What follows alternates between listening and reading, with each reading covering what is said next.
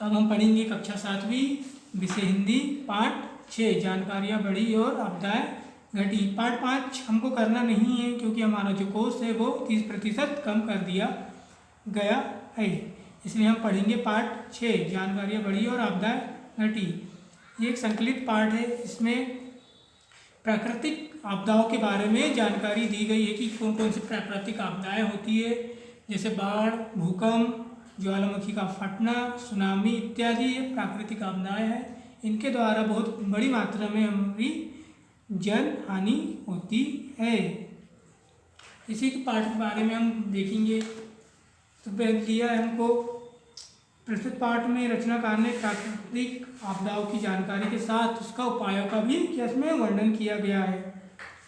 इसमें लेखक के अनुसार प्राकृतिक आपदाएं घटनाओं जैसे कि बाढ़ आना, भूकंप, भूस्खलन, चक्रवात, ज्वालामुखी का फटना आदि को रोकना इंसान के बस में तो नहीं है, परंतु बहुत सी आपदाएं जैसे कि बाढ़ का आना, वनों की कटाई, बादल का फटना, भारी वर्षा होना, भूकंप आना, नदियों की वहन क्षमता कम होना, है ना, पानी के प्रभाव आदि सभी कारण प्राकृतिक और मनुष्य से जुड़े हुए हैं, जिन्हें कुछ उपायों द्वारा नियंत्रण किया जा सकता है। मतलब इनको हम कुछ उपाय करेंगे तो इनको हम बचा जा सकता है। इस चक्रवात बंगाली खाड़ी के तटीय इलाकों जैसे पश्चिम बंगाल, ओडिशा आदि में उत्पन्न होता है। उस इलाके में सबसे ज़्यादा चक्रवात आते हैं, जिससे कम प्रभावशील बनाने के लिए मौसम विभाग द्वारा सूचना दी जाती है। विभिन्न प्रकार के वैज्ञानिक यंत्रों के द्वारा हम पहले ही इसकी जानकारी लगा सकते हैं कि किस राज्य में या किस प्रदेश में बाढ़ या भूकंप आने वाला है। इसकी जानकारी हमको पहले ही अगर हो जाएगी तो उससे हम आने वाली सुरक्षा कर सकते हैं। इसके अलावा सूखे से राहत पहुंचाने के लिए सूखाग्रस्त क्षेत्रों में दौरा कर लोगों को रोजगार प्रदान करने के लिए भी सामुदायिक विकास कार्यक्रम जैसे अकाल राहत कार्यक्रम, काम के बदले अनाज कार्यक्रम आदि उपलब्ध कराए जाते हैं। बस अब इसके आगे हम देखेंगे इसके सही जोड़ी और खालिस्तान। तो सबसे पहले दिया हमको सही जोड़ी में ज्वालामुखी। तो ज्वालामुखी का हो जाएगा हमारा धरती से गर्म लावा निकलना, तो पहला हो जाएगा। दूसरा दिया है ये हम भूकंप। भूकंप का क्या हो जाएगा हमारा भूमि का कंपन। इसी प्रकार देखेंगे बाढ़। बाढ़ क्या हो जाएगा हमारा अनियंत्रित जल प्रवाह। और चक्रवात तेज धुआंधार हवाएं चलती है। प्रश्न नंबर खा दिए गए शब्दों में से उपयुक्त शब्द चुनकर रिक्त स्थानों की पूर्ति कीजिए। तो पहले देखेंगे बाढ़ भारत के खालिस्तान क्षेत्रों में अधिक आती है। तो पूर्वी क्षेत्रों में जो बाढ़ है बहुत अधिक आती है। बाढ़ का संबंध खालिस्तान से है। तो कैसे है बाढ़ कैसे आती है? वर्षा, जहाँ वर्षा ज़्यादा होती है तो वहाँ बाढ़ आती है। अकाल राहत खालिस्तान कार्यक्रम के अंतर्गत आयोजित किए जाते हैं तो बाढ़ राहत।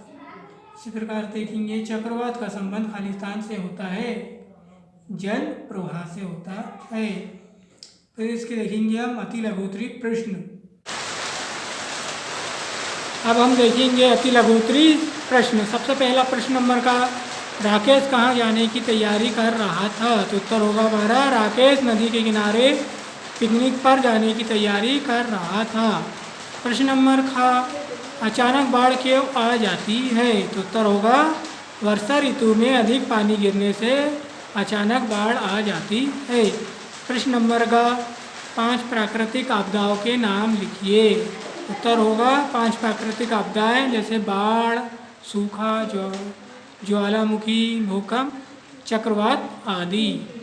प्रश्न नंबर घ सूखाग्रस्त क्षेत्रों में राहत किस किस रूप में पहुंचाई जाती है? तो उत्तर होगा सूखाग्रस्त क्षेत्रों में अनाज और रोजगार के रूप में राहत पहुंचाई जाती है। प्रश्न नंबर ड बाढ़ के लिए कौन जिम्मेदार है? तो उत्तर होगा बाढ़ के लिए प्राकृतिक और मनुष्य के क्रियाकलाप जिम्मेदार है। इसके बाद हम देखेंगे लघुत्तरी प्रश्न। अब हम देखेंगे लघु उत्तरी प्रश्न। प्रश्न नंबर का प्राकृतिक आपदा से क्या अभिप्राय है? प्राकृतिक आपदा का अर्थ प्रकृति में अचानक होने वाली विनाशकारी घटना से है जिससे जनधन की व्यापक हानि होती है तथा संकट की स्थिति उत्पन्न हो जाती है। प्रश्न नंबर का सूखा पड़ने के कोई 3 कारण लिखिए। तो उत्तर होगा हमारा मानसून देर से आना या कम वर्षा होना। 2 नंबर में देखेंगे औद्योगिक विकास की तेज गति के चलते वनों के काटने से मानसून को प्रभावित करने की स्थिति में। फिर उसके बाद में 3 नंबर में देखेंगे भूजल का अत्यधिक प्रयोग करना भी सूखे की स्थिति को जन्म देता है। इसी प्रकार से देखेंगे प्रश्न नंबर का सूखे को प्राकृतिक आपदा क्यों कहा गया है? उत्तर होगा सूखे को प्राकृतिक आपदा इसलिए कहा गया है क्योंकि इसका सीधा संबंध वर्षा से है और वर्षा एक प्राकृतिक क्रिया है। मनुष्य केवल अनुमान लगा सकता है वर्षा कब आ सकती है। उसी के आगे देखेंगे प्रश्न नंबर का बाढ़ नियंत्रण के लिए सरकार क्या क्या व्यवस्था करती है? तो उत्तर होगा जल के बहाव को कम करने के लिए वृक्ष लगवाना, जहाँ पानी का प्रवाह तेज है वहाँ नहरें बनवाना, नदियों पर बांध आदि बांधने का काम करना।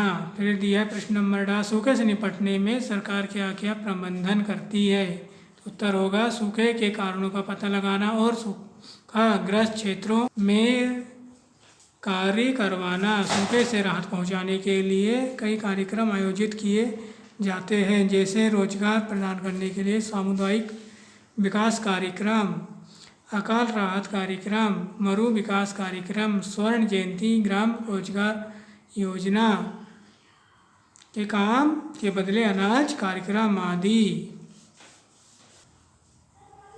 अब हम देखेंगे भाषा की बात में प्रश्न नंबर 5। प्रश्न नंबर 4 आपको इसमें शुद्ध उच्चारण भर करना है। जैसे नियंत्रण है, मित्रगण है, प्रलयंकारी है, चक्रवात और विकृत, उच्चारण भर करना है। प्रश्न नंबर 5 देखेंगे निम्नलिखित शब्दों की शुद्ध वर्तनी कीजिए। मतलब इसकी शुद्ध वर्तनी करके हमको लिखना है। ये गलत लिखा हुआ है जैसे विध्वंसकारी, ये गलत लिखा है, इसको शुद्ध करके हमको लिखना है। जैसे दिनांक है, ये गलत लिखा हुआ है, इसको शुद्ध करके लिखना है। जीव जंतु ये भी गलत लिखा हुआ है, इसको शुद्ध करके लिखेंगे।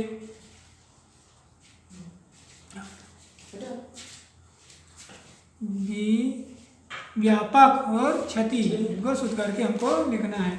प्रश्न नंबर 6 निम्नलिखित शब्दों का वाक्यों में प्रयोग कीजिए। जैसे लिखा है बाग बगीचा, तो इसको हम वाक्य में प्रयोग करेंगे तो हो जाएगा बाग बगीचे में बच्चे खेलते हैं। दूसरा लिखा है ज्वालामुखी, तो हो जाएगा लावा ज्वालामुखी से निकलता है। फिर दिया हमको भूकंप, भूकंप हो जाएगा भूकंप के तेज झटके विनाशकारी होते हैं। फिर दिया है चक्रवात, बड़े चक्रवात के आने से गांव तबाह हो जाते हैं। आज हमारा पाठ यहाँ समाप्त होता है।